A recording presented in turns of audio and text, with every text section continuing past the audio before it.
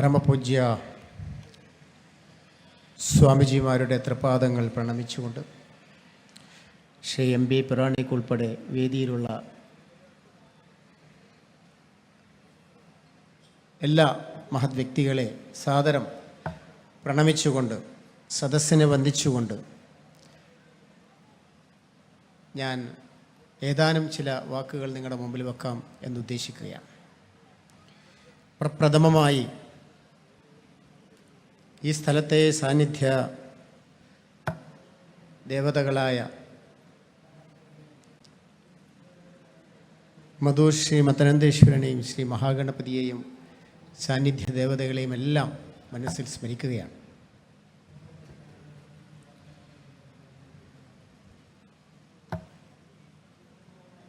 മധൂർ മഹാക്ഷേത്രത്തിലെ ബ്രഹ്മകലശവും മൂടപ്പ സേവയും അതോടനുബന്ധിച്ച ചടങ്ങുകൾ നടക്കുകയാണ്. എല്ലാ ദിവസവും ധാർമ്മിക സഭ രാവിലെയും വൈകുന്നേരവും നടക്കും.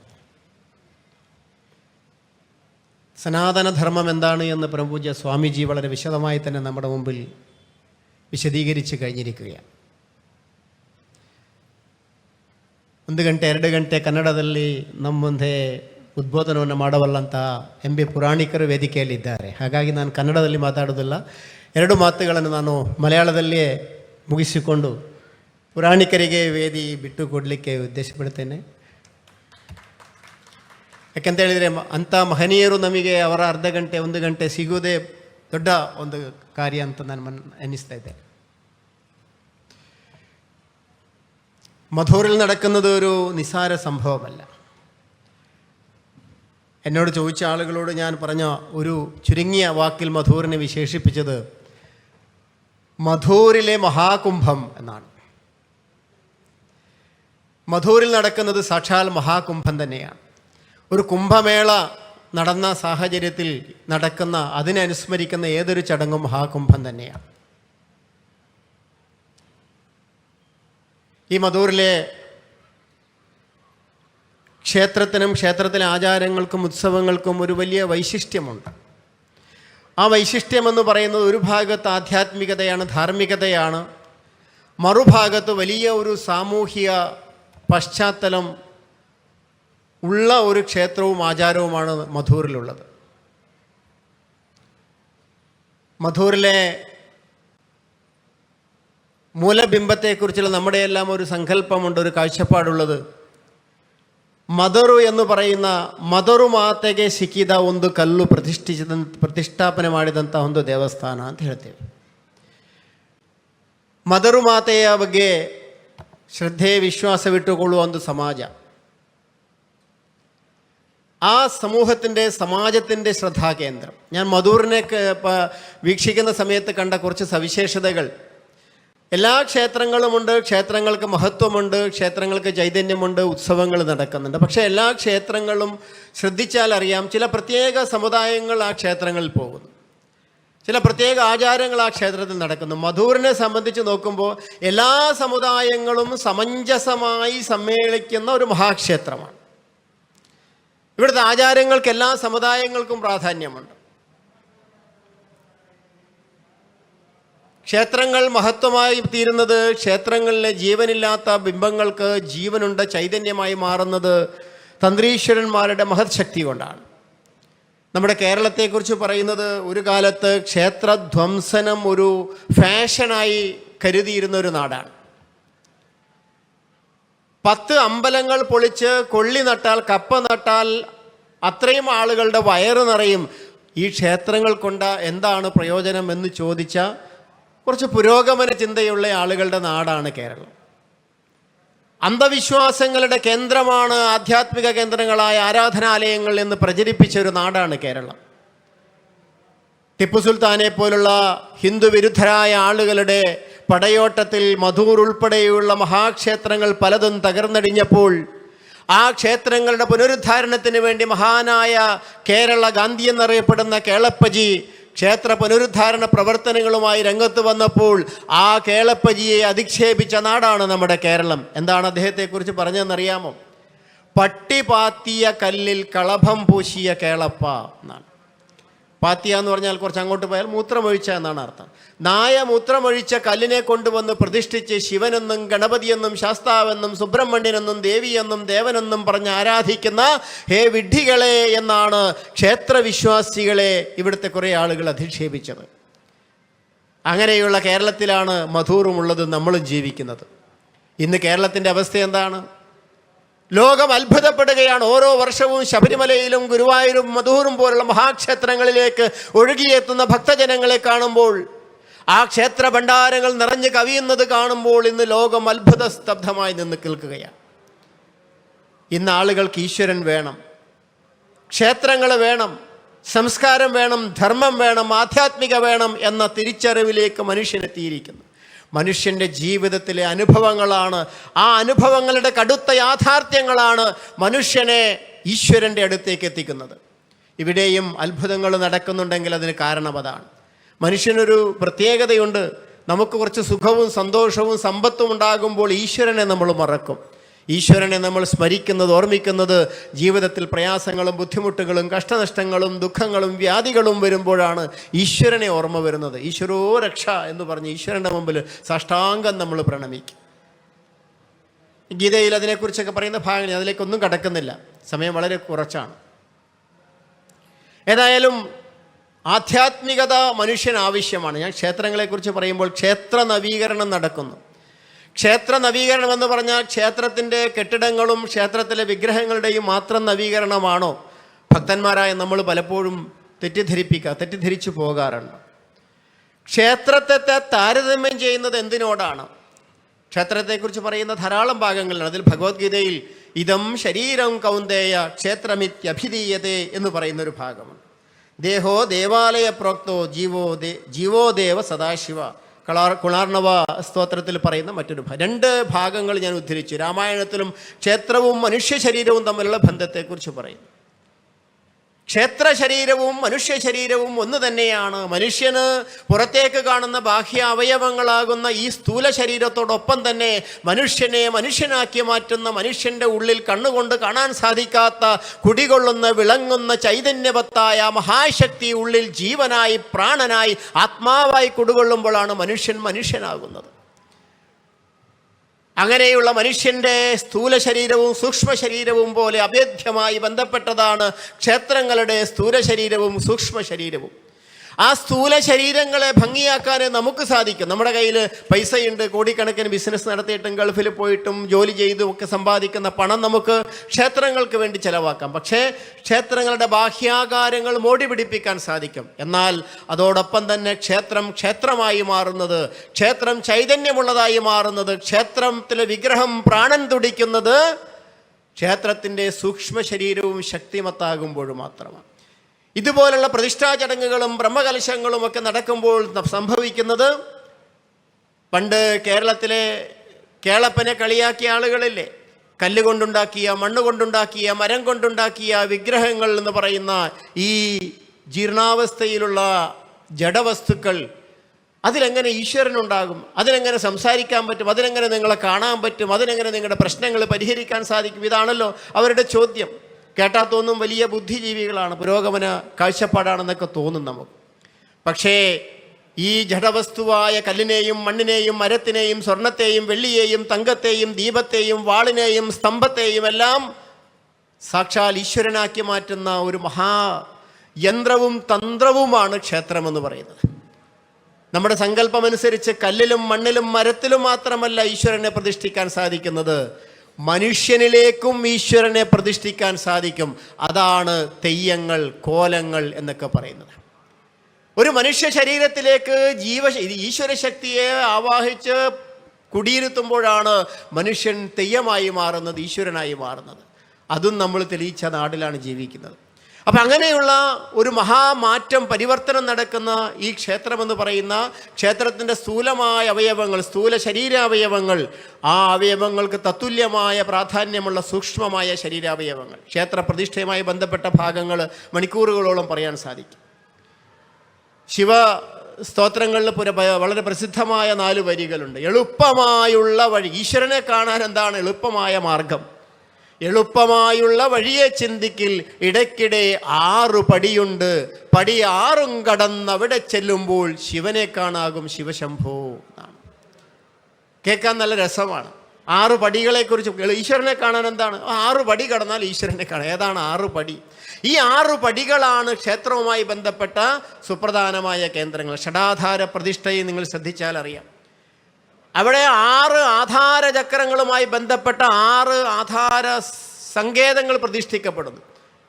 മൂലാധാരത്തിൽ കുടികൊള്ളുന്ന സാധാരണ മനുഷ്യൻ്റെ അവസ്ഥയാണ് മൂലാധാരത്തിലെ ജീവശക്തി എന്ന് പറയുന്നത്.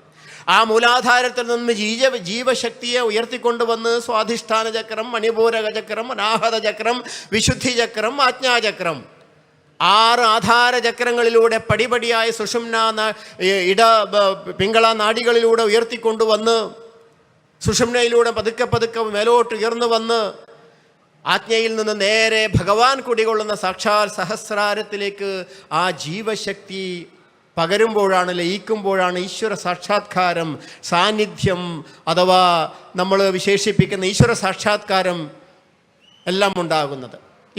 യോഗീശ്വരനായിട്ടാണ് ഒരു ക്ഷേത്രത്തിലെ ദേവിയെ പ്രതിഷ്ഠിക്കപ്പെട്ട ദേവനെക്കുറിച്ച് പറയുന്നത്. സാക്ഷാൽ യോഗീശ്വരനാണ്. ഒരു യോഗ ചെയ്യുമ്പോൾ എന്താണ് സംഭവിക്കുന്നത്?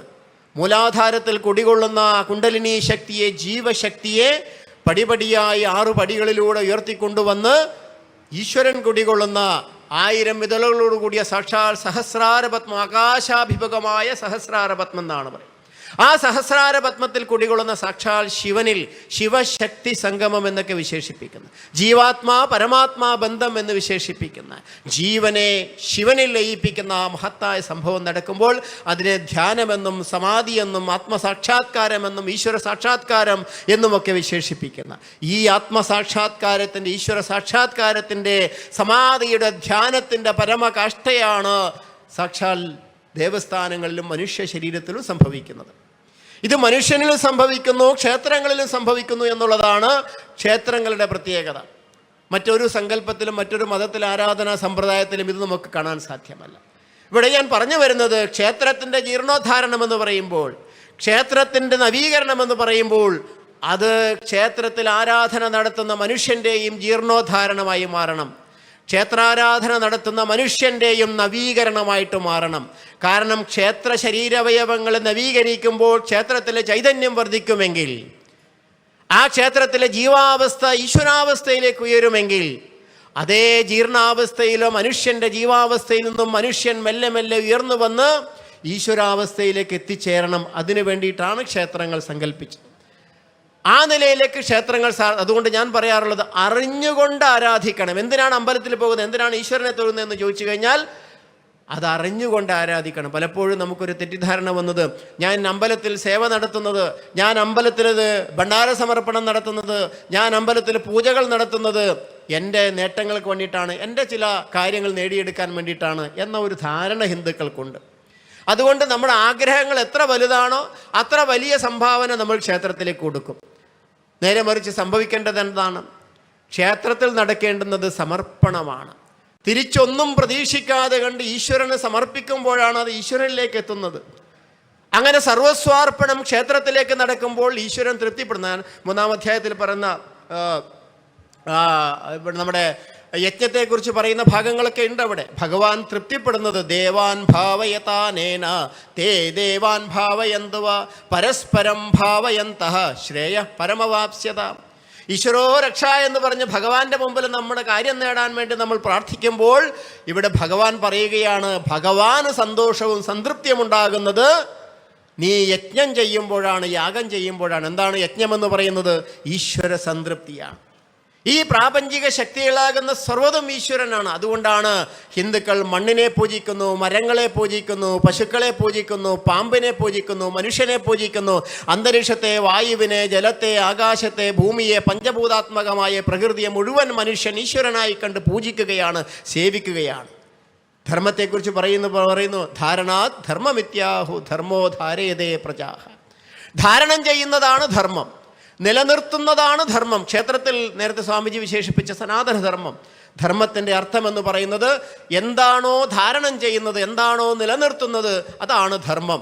മനുഷ്യനെ നിലനിർത്തുന്നത്, മണ്ണിനെ നിലനിർത്തുന്നത്, മരങ്ങളെ നിലനിർത്തുന്നത്, പശുവിനെ, പാമ്പിനെ, പക്ഷിയെ, ജലത്തെ, മണ്ണിനെ, ആകാശത്തെ, വായുവിനെ നിലനിർത്തുന്നത് എന്താണോ അതാണ് യഥാർത്ഥ ധർമ്മം. ആ ധർമാനുഷ്ഠാനമാണ് ക്ഷേത്രങ്ങളിലൂടെ നടക്കേണ്ടുന്നത് എന്നാണ്. അതുകൊണ്ട് ധർമ്മം എന്ന് പറയുന്നത് ഒരു അന്ധവിശ്വാസമല്ല, ക്ഷേത്രാരാധന അന്ധവിശ്വാസമല്ല, പാമ്പിനെയും പശുവിനെയും കല്ലിനെയും മണ്ണിനെയും പൂജിക്കുന്നത് അന്ധവിശ്വാസമല്ല. ഇതിനപ്പുറത്തൊരു പരിസ്ഥിതി സ്നേഹം, ഇതിനപ്പുറത്തൊരു പ്രകൃതി സംരക്ഷണം വേറെയില്ല എന്ന അഭിമാനത്തോടെ ഈശ്വരവിശ്വാസിയായ ഓരോ ഹിന്ദുവിനും പറയാൻ സാധിക്കും. അത്ര ലോകോത്കൃഷ്ടമായ ഒരു കാഴ്ചപ്പാടുള്ള ആളുകളാണ് നമ്മൾ. അപ്പോൾ ഏതായാലും അങ്ങനെയുള്ള ഒരു സവിശേഷമായ മാറ്റം ക്ഷേത്രത്തിൽ നടക്കുമ്പോൾ ആ ക്ഷേത്രാരാധന നടക്കുന്ന മനുഷ്യരിലും ആ മാറ്റങ്ങൾ നടക്കണം. ഇവിടെ സാധാരണക്കാരനും പണ്ഡിതനും പാമരനും പണക്കാരനും വിദ്യാഭ്യാസമുള്ളവനും എല്ലാം ഈശ്വരൻ്റെ മുമ്പിൽ ഒരുപോലെയാണ്. മധൂറിൻ്റെ സാമൂഹ്യ പശ്ചാത്തലം ഞാൻ ആദ്യം സൂചിപ്പിച്ചതിൻ്റെ ഒരു കാരണമെന്ന് പറയും, മദറുവിനൊരു കല്ല് കിട്ടുന്നു. ആ മദറു എന്ന് പറയുന്ന അമ്മയ്ക്ക് ഒരു കല്ല് കിട്ടുന്നു, ശിവരൂപത്തിലുള്ള കല്ലാണ് കിട്ടുന്നത്. ശിവരൂപത്തിലുള്ള കല്ല് കിട്ടി, ഇങ്ങനെ പുല്ലരിയുമ്പോൾ അറിയാതെ മുട്ടിപ്പോകുന്നു, കല്ലിൽ നിന്നും ചോര വരുന്നതായിട്ട് കണ്ടു. എല്ലാവരും അത്ഭുതപ്പെട്ടു, ഒന്നിച്ച് ജോലി ചെയ്യുന്നവരല്ല. ആ അമ്മ അവരുടെ കൂടെ ചെയ്യുന്ന ജോലിക്കാർ രാജാവിൻ്റെ അടുത്ത് വിവരം അറിയിക്കുന്നു, മായിപ്പാടി രാജാവിൻ്റെ അടുത്ത്. മായിപ്പാടി രാജാവിൻ്റെ അടുത്ത് അപ്പോൾ തന്ത്രിയും ഉണ്ടായിരുന്നു. മായിപ്പാടി രാജാവ് തന്ത്രിയോടല്ല ചോദിക്കുന്നത്.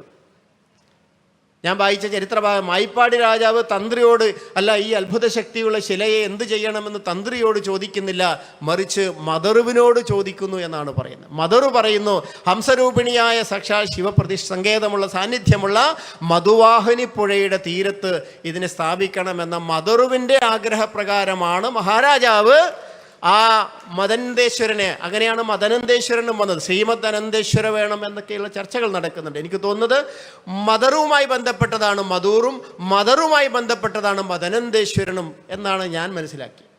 ശരി തെറ്റാണെന്നും പറയാൻ എനിക്ക് അധികാരമില്ല. ഏതോ ആവാം, ഏത് ശരിയാവാം തെറ്റാവാം. ഏതായാലും അങ്ങനെ അവിടെ തന്ത്രിയേക്കാളും പ്രാധാന്യം രാജാവ് മദറുവിന് കൽപ്പിച്ച ഒരു ചരിത്ര വിപ്ലവത്തിൻ്റെ നാടാണ് മധൂർ എന്ന് പറയുന്നത്. അതുകൊണ്ട് തന്നെ എല്ലാ സമുദായങ്ങൾക്കും പ്രാധാന്യമുള്ള ഒരു ക്ഷേത്രമായിട്ട് ഇത് വരുന്നു. ഗണപതിയുടെ വരവിനെ കുറിച്ച് വേറെ കഥകൾ പറയും, ഞാൻ അതിലേക്കൊന്നും ഇപ്പോൾ കിടക്കുന്നില്ല, ആധികാരികമായി പറയേണ്ട ആൾക്കാർ വേറെയുണ്ട്. ഏതായാലും ഈ മഹാക്ഷേത്രങ്ങളുടെ എല്ലാ ഉദ്ധാരണങ്ങളും നവോത്ഥാനങ്ങളും നവീകരണങ്ങൾ നടക്കുമ്പോഴും സമൂഹത്തിൻ്റെയും സമാജത്തിൻ്റെയും മനുഷ്യൻ്റെയും കൂടെ നവീകരണം അതോടൊന്നിച്ച് നടക്കണം എന്ന് മാത്രമാണ് എനിക്ക് പറയുവാനുള്ളത്. സനാതനധർമ്മം വിശ്വവിശാലമാണ്, അധിക്ഷേപിക്കുന്ന ആളുകളുണ്ട്. ഇതെല്ലാം നിലനിൽക്കുന്ന ഇതിലൂടെയാണ്. ഈ മഹത്തായ ഹൈന്ദവ ധർമ്മം നിലനിൽക്കുന്നത്, നമ്മുടെ ആധ്യാത്മികത നിലനിൽക്കുന്നത് ഇതിലൂടെയാണ്. വർഷങ്ങൾക്ക് മുമ്പ് മഹാനായ ദാർശനികനായ ഗുരുജി ഗോൾവൽക്കർജി പറഞ്ഞു, ഇനി വരാൻ പോകുന്ന നൂറ്റാണ്ട് ഹിന്ദുവിൻ്റെ നൂറ്റാണ്ടാണ്, ഹിന്ദുത്വത്തിൻ്റെ നൂറ്റാണ്ടാണ്. സ്വാമി വിവേകാനന്ദൻ അമേരിക്കയിലെ ചിക്കാഗോയിലെ മതമഹാസമ്മേളനത്തിൽ പോയി പറഞ്ഞു, ലോകത്തിലെ മതങ്ങളുടെ എല്ലാം മാതാവായ ഹിന്ദു മതത്തിൻ്റെ നാട്ടിൽ നിന്നാണ് ഞാൻ വന്നിരിക്കുന്നത്. ഞാൻ നേരത്തെ പറഞ്ഞ പോലെ നമ്മുടെ മതത്തെ അധിക്ഷേപിച്ച ആളുകൾ, ഈശ്വരനെ അധിക്ഷേപിക്കുന്ന ആളുകൾ, മതാന്തരം ചെയ്യാൻ വേണ്ടി പണമൊഴുക്കുന്ന ആളുകളുടെയും സമൂഹത്തിൻ്റെ മുമ്പിൽ പോയി നിന്ന് സ്വാമി വിവേകാനന്ദൻ പറയുകയാണ്. അദ്ദേഹത്തിന് തൊട്ട് മുമ്പ് ഒരാൾ പ്രസംഗിച്ചു, ഈ ലോകത്തിന് മതസഹിഷ്ണുതയുടെ സന്ദേശം പഠിപ്പിച്ചത് എൻ്റെ മതം മാത്രമാണ് എന്ന് ഒരു മതം പ്രസംഗിച്ചു. ആ സഹോദരനോട് സ്വാമിജി പറയുകയാണ്, ഈ ലോകത്തിന് മതസഹിഷ്ണുതയുടെ സന്ദേശം എന്താണെന്ന് പഠിപ്പിക്കുക മാത്രമല്ല സഹോദര, എൻ്റെ മതമായ ഹിന്ദുമതം ചെയ്തത് ഈ ലോകത്തിലെ സർവ്വമതങ്ങളും സത്യമതങ്ങളാണെന്ന് പറയുന്ന ഒരു മതം ഈ ലോകത്തിലുണ്ടെങ്കിൽ സഹോദര, അതെൻ്റെ മതമായ ഹിന്ദുമതം മാത്രമാണ് എന്നാണ്. മതസഹിഷ്ണുതയും മതേതരവുമല്ല നമ്മുടെ പാരമ്പര്യം, സർവ്വമതങ്ങളും സത്യമതങ്ങളാണ് എന്ന കാഴ്ചപ്പാട്, എല്ലാ ഈശ്വരനും സത്യദൈവങ്ങളാണ് എന്ന കാഴ്ചപ്പാട്, എല്ലാ ഗ്രന്ഥങ്ങളും സത്യഗ്രന്ഥങ്ങളാണെന്ന് പറയുന്ന കാഴ്ചപ്പാട്. അതുകൊണ്ട് ഹിന്ദു ആരെയും മതം മാറ്റിയിട്ടില്ല. അതുകൊണ്ട് ഹിന്ദു ആരുടെയും ആരാധനാലയങ്ങളെ തകർത്തിട്ടില്ല. ഭാരതം മതേതരമായിട്ടുണ്ടെങ്കിൽ, കുറച്ചും കൂടെ പുതിയ ഭാഷയിൽ പറഞ്ഞാൽ ഇന്ത്യ സെക്യുലർ ആയിട്ടുണ്ടെങ്കിൽ അതിൻ്റെ കാരണം ഭാരതം ഒരു സനാതന ഹിന്ദു രാഷ്ട്രമായതുകൊണ്ടാണ് എന്നാണ് ഞാൻ പറഞ്ഞു വരുന്നത്. അതുകൊണ്ട് ഭാരതം മതേതരമായി നിലനിൽക്കണമെങ്കിൽ ഭാരതം ഹിന്ദു രാഷ്ട്രമായിട്ട് തന്നെ നിലനിൽക്കണം. എല്ലാ മതങ്ങൾക്കും സഹോദരങ്ങളെ പോലെ ഈ മണ്ണിൽ ജീവിക്കണമെന്നുണ്ടെങ്കിൽ ഇവിടെ ഹിന്ദുത്വം ശക്തമായി നിലനിൽക്കണം. ആ ഹിന്ദുത്വത്തെ ദുർബലപ്പെടുത്താനാണ് ആളുകൾ പരിശ്രമിക്കുന്നത്. കാരണം ഭാരതത്തിൻ്റെ മതേതരം തകരണം. ഇവിടെ ഹിന്ദുവും മുസ്ലിമും ക്രിസ്ത്യാനിയും തമ്മിൽ തല്ലി ചാകണം, ചോര കുടിച്ച് ജീവിക്കണമെന്ന് ചിന്തിക്കുന്ന കുറേ ആളുകൾ നമ്മുടെ നാട്ടിലുണ്ട്. അതിനു വേണ്ടിയിട്ടാണ് അവർ ചിന്തിക്കുന്നത്. മറിച്ച് എല്ലാവരും മനുഷ്യനായി, നമ്മൾ മനുഷ്യനെക്കുറിച്ച് പറയുന്നതും മണ്ണിനെക്കുറിച്ച് പറയുന്നതും ഈശ്വരൻ്റെ സൃഷ്ടിയാണ്. ഈശ്വരൻ്റെ അംശഭൂത ഘടകങ്ങളാണ് മനുഷ്യനും മണ്ണും മരവും പശുവും പാമ്പും എല്ലാം തന്നെ. അങ്ങനെയുള്ള മണ്ണിൽ നമ്മളെല്ലാവരും ഒരുപോലെ കാണുന്ന അതാണ് ഭാവാത്മകമായ മതേതരത്വം. ഭാരതത്തിൻ്റെ മതേതരത്വം ഭാവാത്മകമാണ്. അതിൻ്റെ കാരണം ഭാരതം ഹിന്ദു രാഷ്ട്രമായത്. അതുകൊണ്ട് വിവേകാനന്ദൻ പറഞ്ഞു, ഏ യഥാ മാം പ്രപദ്യന്തേ താം തഥൈവ ഭജാമ്യഹം മമ വർത്തമാനുവർത്തന്തേ മനുഷ്യ പാർത്ഥ സർവശഃ. ഗീതയിലെ ശ്ലോകം സ്വാമി വിവേകാനന്ദൻ ഉദ്ധരിച്ചു. എന്നെ ആര് ഏത് വിധം ഉപാസിക്കുന്നു ആരാധിക്കുന്നു എന്ന് നോക്കിയിട്ടല്ല പാർത്ഥ ഞാൻ അവനെ അനുഗ്രഹിക്കുന്നത്, മറിച്ച് എല്ലാവരും എൻ്റെ മക്കളാണ് എന്ന കാഴ്ചപ്പാടിൽ എല്ലാവരെയും ഞാൻ അനുഗ്രഹിക്കുന്നു എന്ന് പറയുന്ന ഭഗവാന്റെ നാടാണ്, ഭഗവാന്റെ ധർമ്മമാണ് ഹിന്ദുധർമ്മം. ശിവമഹിംന സ്തോത്രത്തിലെ വളരെ സുന്ദരമായൊരു സ്തോത്രം കൂടി വിവേകാനന്ദൻ ഉദ്ധരിച്ചു. ത്രൈ സാഖ്യം യോഗ പശുപതിമതം വൈഷ്ണവം ഇതി പ്രഭിന്നേ പ്രസ്ഥാനേ പരമിതമത പത്യമിതിച്ച രുചീനാം വൈജിത്യാധൃജുകുടില നാനാപതജുഷാം നൃണാമേകോ ഗമ്യസ്ത്വമസി പയസാമൃണവൈവ.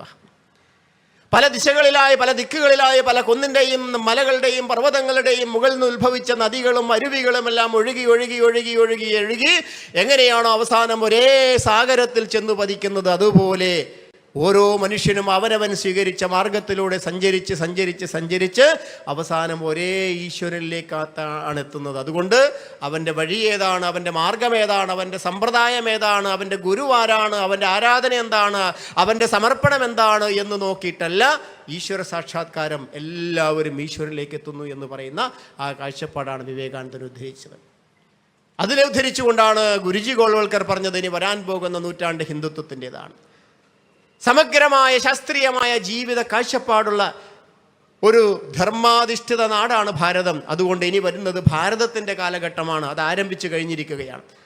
ധർമ്മ അർത്ഥ കാമ മോക്ഷങ്ങളിൽ അധിഷ്ഠിതമായ ചതുർവിധ പുരുഷാർത്ഥങ്ങളിൽ അധിഷ്ഠിതമായ ശാസ്ത്രീയമായ സമഗ്രമായ ജീവിത ദർശനമാണ് ഭാരതത്തിൻ്റേത്. ധർമ്മത്തിനും മോക്ഷത്തിനും സ്ഥാനമില്ലാത്ത അർത്ഥകാമങ്ങൾ മാത്രമാണ് ജീവിത ലക്ഷ്യവും മാർഗവും എന്ന് കരുതിയ പാശ്ചാത്യ വിദേശ ലോകങ്ങളും തത്വസംഹിതകളും സംസ്കാരങ്ങളും എല്ലാം തകർന്നടിയുമ്പോൾ ഇന്ന് ഭാരതം വിജയിക്കുന്നുണ്ടെങ്കിൽ, ലോക ഗുരുസ്ഥാനത്തേക്ക് ഭാരതം വീണ്ടും ഉയരുന്നുണ്ടെങ്കിൽ, ഈ സനാതന ധർമ്മത്തിൽ അധിഷ്ഠിതമായ ഭാരതീയ ഹൈന്ദവ ജീവിത ദർശനമാണ് അതിന് കാരണമെന്ന് നമ്മൾ ഓർക്കണം. അതിന് നേതൃത്വം നൽകാൻ ഹിന്ദുത്വ ആത്മാഭിമാനം കൊള്ളുന്ന ഭരണാധികാരികൾ വരുന്നത് ഈശ്വര നിശ്ചയ മാത്രമാണ്, ഈശ്വര നിശ്ചയം മാത്രമാണ്. അതുകൊണ്ട് നമ്മൾ അഭിമാനിക്കുക, ഹിന്ദുവായതിൽ അഭിമാനിക്കുക, ക്ഷേത്ര ആരാധന ചെയ്യുന്നതിൽ അഭിമാനിക്കുക. നമുക്ക് മുന്നോട്ട് പോകാൻ സാധിക്കും. ഓരോ സമയത്തും, ഞാൻ ചുരുക്കുകയാണ്, ഓരോ സമയത്തും ഹൈന്ദവ ധർമ്മത്തിന് ഭീഷണികൾ, വെല്ലുവിളികൾ നേരിടുമ്പോൾ ഈശ്വരാവതാരങ്ങൾ മനുഷ്യരൂപത്തിൽ സംഭവിച്ചിട്ടുണ്ട്. 17-ാം നൂറ്റാണ്ടിൽ ഒരു ഛത്രപതി ശിവാജി മഹാരാജാവായിരുന്നു. ഞാൻ ഹിന്ദുവാണെന്ന് പറയാൻ ഒരാൾ പോലും തയ്യാറാവാത്ത കാലഘട്ടത്തിൽ ശിവാജി മഹാരാജാവ് പറഞ്ഞു, ഞാൻ ഹിന്ദുവാണ്, ഇവിടെ സുസജ്ജമായ ഹൈന്ദവ സാമ്രാജ്യം ഞാൻ സ്ഥാപിക്കുമെന്ന് പറഞ്ഞു. ആ ശിവാജിയെക്കുറിച്ച് പറയുന്ന ഒരു ശ്ലോകം, ഒരു ഭാഗമുണ്ട് ഹിന്ദിയിൽ. അവിടെ കാശിജി കി കലാജാതി മധുര മസ്ജിദ് ഹോത്തി ശിവാജി ന ഹോത്തെ തോ സുന്നത്ത് ഹോത്തി സബ്കി എന്നാണ് ശിവാജിയെക്കുറിച്ച് പറയുന്നത്. ആ ഒരു ശിവാജി ഇല്ലായിരുന്നെങ്കിൽ ഇവിടെ എന്ത് സംഭവിക്കുമായിരുന്നു എന്ന 4 വരിയിലൂടെ മനസ്സിലാക്കും. പിന്നീട് വന്ന വിവേകാനന്ദ സ്വാമികളും അത് തന്നെയാണ് പറഞ്ഞത്. അതേ ദൗത്യം ഏറ്റെടുത്തുകൊണ്ട് 20-ാം നൂറ്റാണ്ടിൽ മറ്റൊരു അവതാരം ഭൂമിയിലുണ്ടായി. അത് മറ്റാരുമല്ല, സാക്ഷാൽ ഡോക്ടർ കേശവ് ബലിറാം ഹെഡ്ഗേവാർ. അതിലൂടെ നടന്നിരിക്കുന്ന മാറ്റം ഈ ഇന്ന് കാണുന്ന എല്ലാ ഹൈന്ദവ മുന്നേറ്റങ്ങളുടെയും തുടക്കമെന്ന് വിശേഷിപ്പിക്കാവുന്ന അതാണ്. ഇന്ന് ഭാരതം ഭാരതമായിട്ട് നിലനിൽക്കുന്നുണ്ടെങ്കിൽ, ക്ഷേത്രം ക്ഷേത്രമായിട്ട് നിലനിൽക്കുന്നുണ്ടെങ്കിൽ, ധർമ്മം ധർമ്മമായി നിലനിൽക്കുന്നുണ്ടെങ്കിൽ കാരണം അദ്ദേഹം നടത്തിയിട്ടുള്ള മഹത്തായിട്ടുള്ള ഒരു അടിത്തറ തന്നെയാണ്. അതിലൂടെ മുന്നോട്ട് പോയ നമ്മൾ ഇന്ന് ഭാരതത്തിൻ്റെ എല്ലാ ആധ്യാത്മിക കേന്ദ്രങ്ങളും വികസിച്ച് മുന്നോട്ട് പോവുകയാണ്. നമാമി ഗംഗെ എന്ന പേരിൽ ഇന്ന് ഗംഗയുടെ ശുദ്ധീകരണം നടക്കുന്നു. 10 വർഷം മുമ്പ് ഗംഗയിൽ പോയ ആളുകൾക്ക് നടക്കുന്ന മാറ്റം അത്ഭുതാവഹമാണ്. കാശി വിശ്വനാഥ ക്ഷേത്രത്തിൻ്റെ ഉദയം നമുക്ക് കാണാൻ സാധിക്കുന്നു. അതേപോലെ തന്നെ അയോധ്യയിൽ നമ്മളെല്ലാം ആഗ്രഹിച്ച രാമജന്മഭൂമിയിലെ ശ്രീരാമക്ഷേത്രം എന്ന് പറയുന്ന നമ്മുടെ ഒരു സ്വപ്നം ഇന്ന് സാക്ഷാത്കരിക്കപ്പെട്ടു പോവുകയാണ്. അപ്പോൾ നമുക്ക് തോന്നുകയാണ്, കാശിജിക്ക് കലാജാതി മധുര മസ്ജിദ് ഹോത്തി, മോദിജി ന ഹോത്തെ തോ ക്യാ ഹോത്തി ഥി, അയോധ്യ മസ്ജിദ് ഹോത്തി ഥി. അങ്ങനെ പറയേണ്ടി വരും. ആ അയോധ്യയിലെ മസ്ജിദാണോ വേണ്ടത്, മന്ദിരമാണോ വേണ്ടത്, കാശിയിൽ വിശ്വനാഥ ക്ഷേത്രമാണോ വേണ്ടത്? ജ്ഞാനവാപി മസ്ജിദാണോ വേണ്ടത്?